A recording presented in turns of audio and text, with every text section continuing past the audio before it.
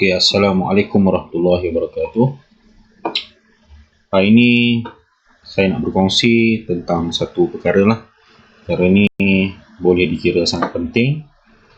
Bukan boleh dikira, memang antara perkara yang penting lah. Iaitu masih berkaitan dengan support dan juga resistance. Cuma kali ini kita nak berkongsi berkaitan dengan support resistance dalam tempoh masa yang lebih pendek iaitu harian punya support dan juga resistance. Ini kita tengok counter Destiny. Alright. Macam mana kita nak cari support dan juga resistance satu-satu counter? Untuk time frame yang lebih kecil lah. Okey, pilih time frame dekat kawasan atas ni lah. Ni kalau kita gunakan trading view. Ni daily time frame. Okey, daily time frame ni kita nampak ada 2 hari. 2 hari Destiny naik secara berturutan. Esok boleh tak dia sambung kenaikan dia untuk menuju ke resistance seterusnya, ataupun dia pula dia sebenarnya berhenti pada resistance, dia tak berjaya melepasi resistance. Jadi adakah esok bila dibuka pada resistance ni boleh bocor terus resistance menuju ke resistance yang seterusnya? Jadi kita kena kajilah, dan juga tengok jugalah sentimen biasa pada hari Jumaat esok ni. Hari Jumaat biasanya orang ambil profit ke apa ke kan. Okey, yang ni kita nak belajar macam mana kita nak tengok time frame untuk tempoh yang lebih kecil lah. Kalau contohlah kita berada dalam counter ni dan kita beli counter ni. Okey, kita buka time frame 5 minit ke 15 minit ke. First, cara nak kenal pasti dia punya support ni, support kawasan ni, ataupun kita nak beli counter ni esok. Konon kita mengandaikan counter ni nak naik esok kan. Okey, jadi kita perlu kenal pasti di mana dia punya support dan juga resistance. Alright. Kalau mengikut saya punya teknik lah, yang menanda resistance ataupun support ni, dia berkaitan dengan cara masing-masing lah kan. Kita pilih volume yang paling tinggi dan kita tengok batang candle dia. Okey, volume yang paling tinggi maksud dia banyak belian berlaku dekat kawasan sini. Kita tengok belian yang berlaku kawasan situ yang puncak yang paling tinggi. Puncak yang paling tinggi ni kita delete dulu, tak nak tanda apa-apa. Kita tengok puncak paling tinggi 4.788 M, 4 juta 4 juta rasanya yang tu. Okey, jadi yang berlaku sini 4.788 M. Okey, ni sebagai dia punya resistance untuk orang yang beli kat bawah ni. Yang beli kat atas ni dia sebagai support. Okey, di mana support resistance dia? Okey, kita tanda. Support ni adalah yang candle yang di bawah. Resistance dia adalah yang candle di atas. Okey, bila dah ada satu batang volume yang panjang ni, maksudnya pok-pok yang dekat sini ni dah safe lah. Sebab sekurang-kurangnya nak pecahkan yang ni, nak turun ke bawah ni, memerlukan volume penjualan sebanyak 4.788 M. Jadi kalau kita nampak ada volume 1 something M tu, berhati-hatilah. Kalau candle merah setakat 100,000 tu, yang tu tak ada efek lah, tak boleh lawan lagi lah candle ni. Ni entry masuk banyak kan. Alright, ingat di mana volume puncak, di situ adalah support dan juga resistance. Contoh kalau kita ada kat sini-sini kan. Okey, jadi dia punya, kita carilah volume yang spike waktu bila? Waktu kita ada tu, waktu kita masuk contoh pukul 9. Pukul 9 ni apa? Okey. 9. Oh, dia buka. Okey, 9 turun. Kemudian turun. Kemudian penjualan. Lalu start. Oh, ni turun. Yang ni dibuka tinggi. Kemudian dibuka lepas penutup semalam. Kemudian ada turun. Maksudnya ada orang jual. Tapi banyak orang beli. Kalau kita tengok dekat volume bawah punya candle ni pun menunjukkan hijau. Yang ni pun walaupun turun, tapi masih banyak orang beli. Sebab tu timbul dia simbol dia T. Nampak T ni? T besar kan? T besar tu maksud dia volume buying pressure tinggi lah. Alright. Kemudian dia buka. Ni volume jualan. Kemudian dia start hijau. Contoh kita belilah pukul ni lah. Ni lah 26 November 9.5 minit.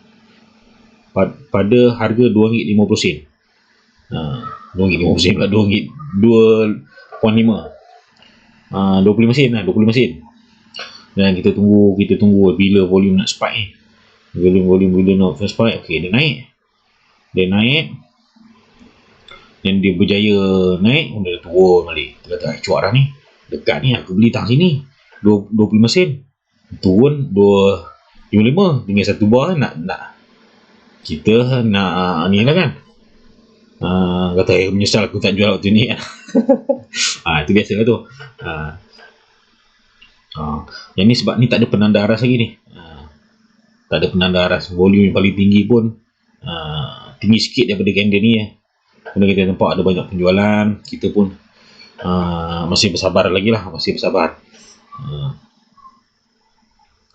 Alright. Kemudian ada penjualan yang besar kat sini. Kita tengok penjualan berapa banyak tu. Penjualan sebanyak 2.355 M. Oi, banyak dah. Kalau main M tu banyak lah. Tu yang turun ni pun banyak dah. Tapi banyak tak banyak pun dia masih tak boleh cover yang bahagian bawah ni lah. Maksudnya dia tak boleh turun lebih banyak lah. Kemudian masih banyak orang beli yang melonjakkan harga. Ada juga orang jual. Banyak juga orang jual. Beli pun banyak. Maksudnya kalau dia tak turun ni, maksud dia orang yang jual tu lebih sikit daripada orang yang beli lah. Okay. Kemudian sampai pukul apa ni? 15.35. 15, 13, 14, 15. Betul. 3.5 lah. Betul tu. Satu ada volume spike yang melonjakkan harga dia 27.0, 275 sampai 28. Kemudian dia di sinilah, di sekitar sini lah kan. Maksud dia kat sini kita boleh jadikan dia support dan juga resistance. Jadi kita tanda lah siap-siap. Kalau volume spike ni, kita tengok ada volume spike ni 4.788. Tu pun dia dapat beat yang ni kan.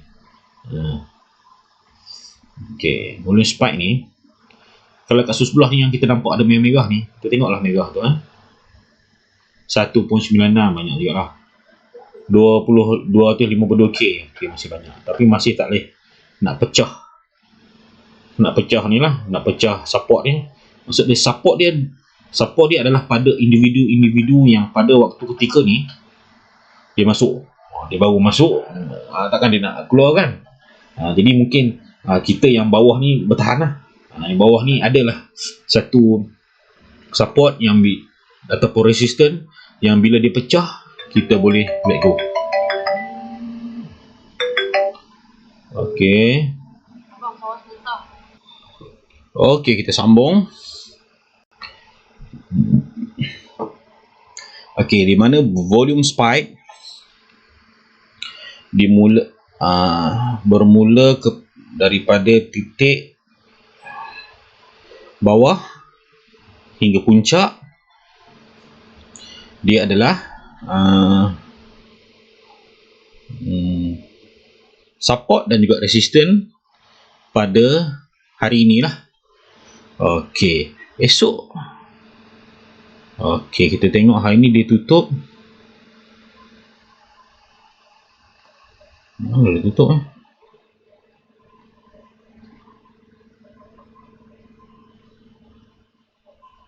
Dia tutup pada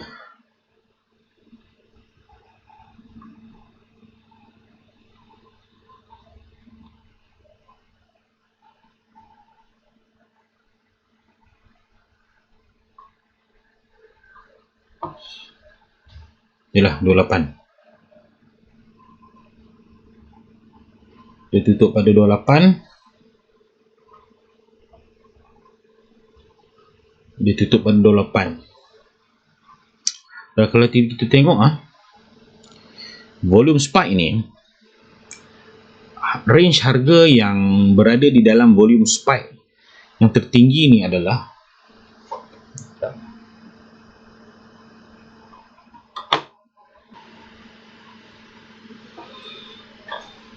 volume spike volume spike yang berada range harga yang di antara 27 28 lah, maksud dia 1 sen lah. Okey, dan harga ditutup pada volume spike, maksudnya di dalam range tu lah. Sebenarnya dia lebih safe bila harga ditutup tinggi daripada volume spike. Sebab bila volume spike ni dia adalah satu support. Kalau pecah support ni, ni support yang paling ni lah, paling dekat lah. Pecah support ni, puak-puak ni akan buat taking profit lah. Ni tambah yang ada dekat sini. Dekat sini bila pecah dekat dah dengan harga yang dia beli.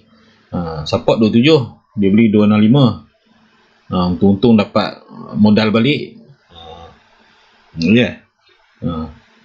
Jadi kemungkinan besar esok akan ada sedikit selling pressure, terutamanya kalau dibuka pada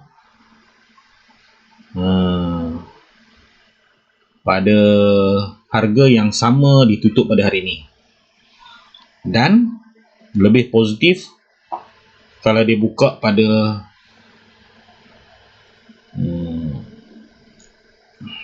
di luar daripada kotak ni lah, maksudnya dia buat gap up ke, yang tu orang-orang sini rasa lebih selamat. Terutama yang volume yang banyak ni kan, rasa lebih selamat untuk dia tunggu lagi naik. Dan yang di bawah-bawah ni dapat menggandakan dia punya ni, dia lagi rasa secure lah. Jadi hari ni punya pembelajaran adalah di mana volume spike, di situ adalah support dan juga resisten. Kawasan yang tertinggi resisten, kawasan awal support dia lah. Jadi kalau nak selamat, bila dia ada satu lagi volume spike yang memecahkan resisten ni, jadi kawasan ni akan jadi selamat lah. Alright, bila kita dah tahu kat mana volume spike satu-satu counter, contoh saya bagi counter yang laju sikit lah.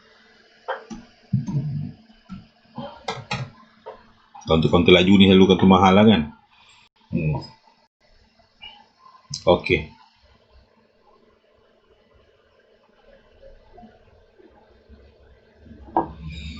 Bila kita tahu satu counter tu ada volume spike, jadi kita tengok, kita rimak lah dalam otak kita, volume spike dia kat sini, puncak 2770. Jadi kita pun tanda lah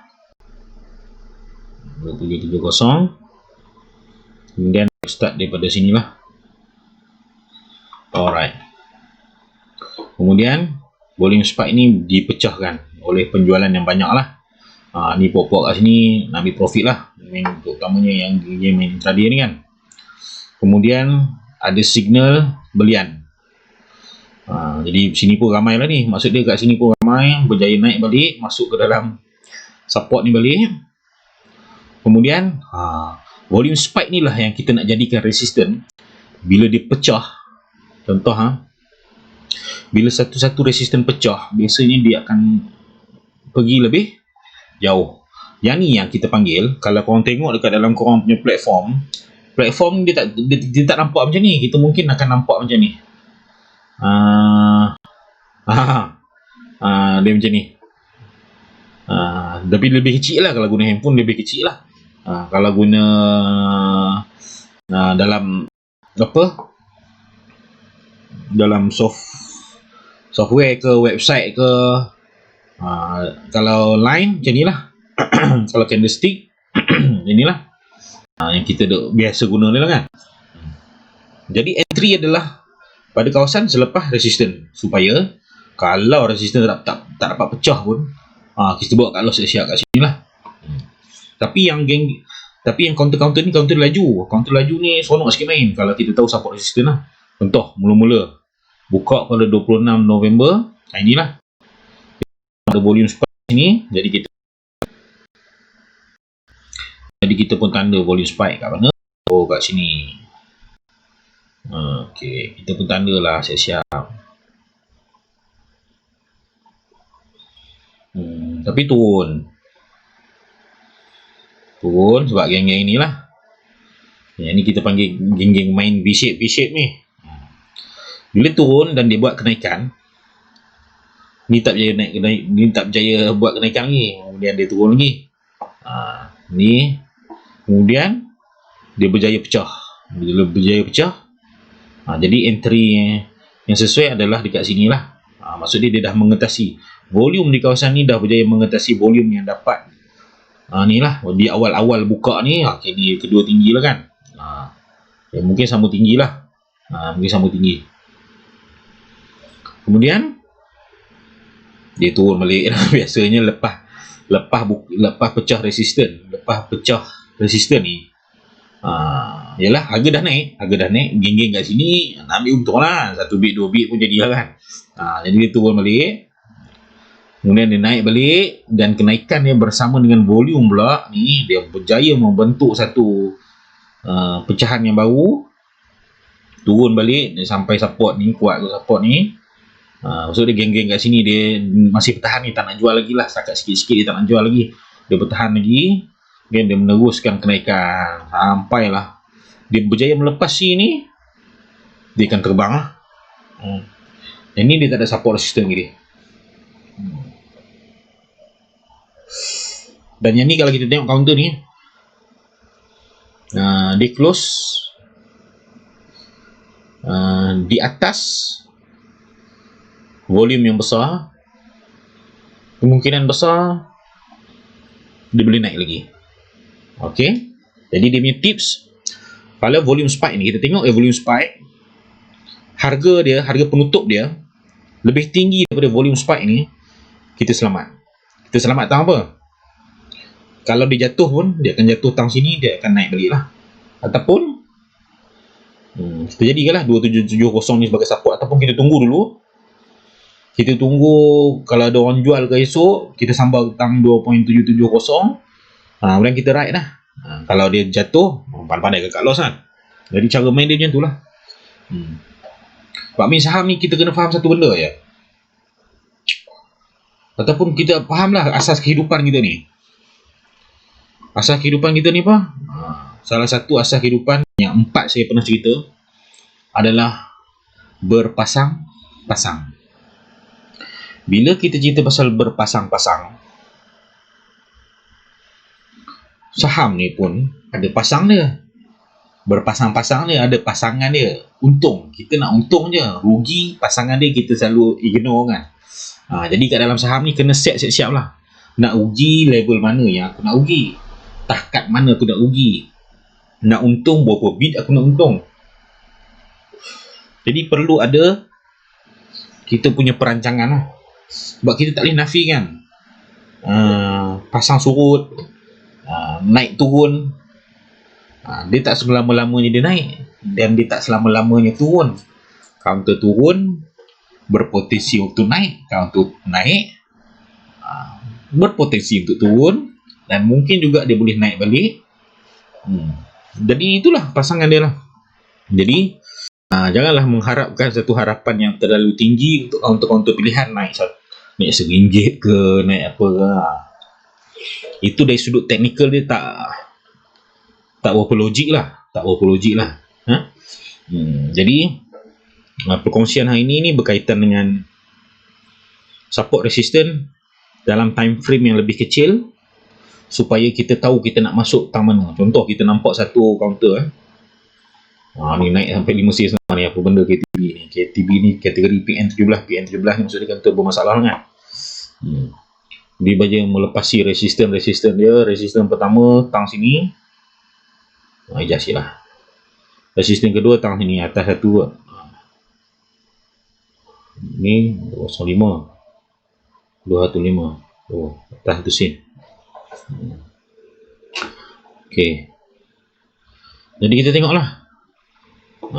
Kartu ni hijau ni. Jadi kartu hijau. Sonok nak tengok kan. Jadi kita nak tengok dia datang mana. Okey, kita tengok volume spike dia kat mana. Volume spike dia tu datang yang ada T ni. Jadi dia tanda lah.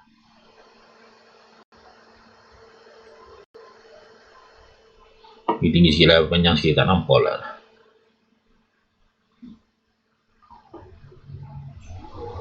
Balik sikit, panjang lah sikit lagi.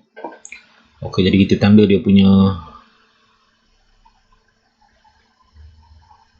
ni yang saya refer untuk ni lah candle ni, yang jadi T ni. Sebab ni volume spike yang paling tinggi lah untuk hari ni. Jadi dia main sekitar kawasan ni je lah. Dia turun pun satu habis kuat 2 bit. Lepas tu saya kata turun 1-2 bit ni jangan risau lagi. Kalau risau kalau turun 3 bit. Okay, jadi carilah resistance yang ataupun support yang agak jauh sikit, rasa selesa sikit lah kalau nampak kat loss lah. Kalau macam ni dia turun, cuak orang yang beli kat sini kan. Orang beli sini cuak lah. Kemudian dia naik balik. Kemudian dia main sekitar kawasan line ni kan. Kemudian dia berjaya tembus. Kemudian waktu nak dekat habis, ni orang nampak macam berpotensi je. Sebab dia berada pada, dia nak masuk ke resistance. Dan ditutup pada 240. Tutup di atas vol spike punya puncak. Masuk dia. Kalau esok pun dia buka, kemudian dia turun, ni masih jadi support yang kuat sebab ada volume yang besar kat sini lah. Melainkan 6.783 M, melainkan volume jualan 3, 4, 5, 6 M juga semua pecah. Sebab